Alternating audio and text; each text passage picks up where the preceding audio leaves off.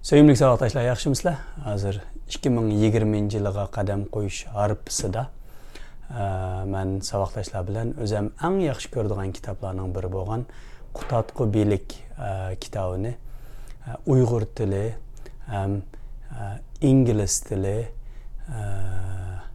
nashrini bablarga bo'lib so'zlab 2020 yilda savoqdaşlar bilan o'rtoqlashib chiqmoqchiman. Kutadgu Biligning Uyg'urcha ham inglizcha nusxalarini selishtirma holatda tushuntirib chiqishni ko'nglimga pukib kelgandim.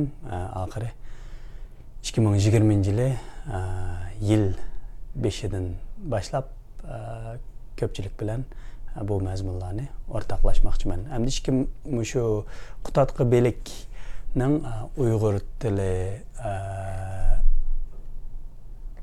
Uyg'ur tilidagi nusxasi bu nusxasini foydalanaman, ya'ni 2012 yili, ya'ni eng yangi nashr qilingan nusxasi nazmiy shakli.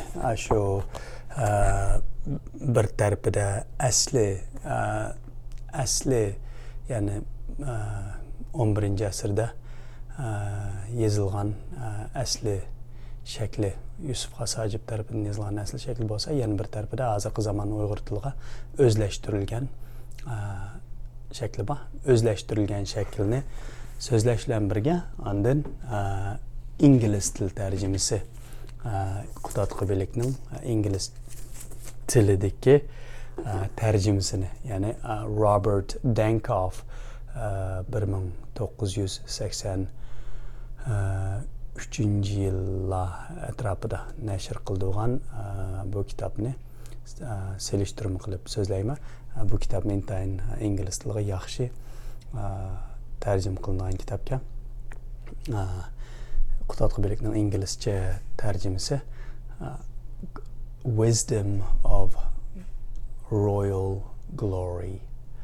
Wisdom, aql parasat of din iborat degan gap.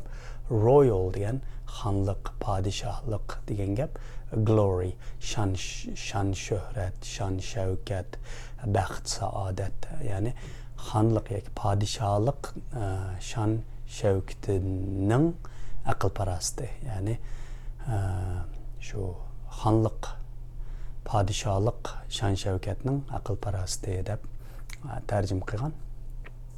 Shuningga kang savoqdaşlar bilan Kutadgu Biligning Uyg'ur tili ham ingliz tilidagi selishtirmasini selishtirma holatda ikki tilliq so'zlab chiqmoqchiman. Ko'pchilikning qo'llab-quvvatlashlarini umid qilaman. Yangi yilda ko'rishaylik. Aras. Yangi yilinglarga muborak bo'lsin. Aldın ala.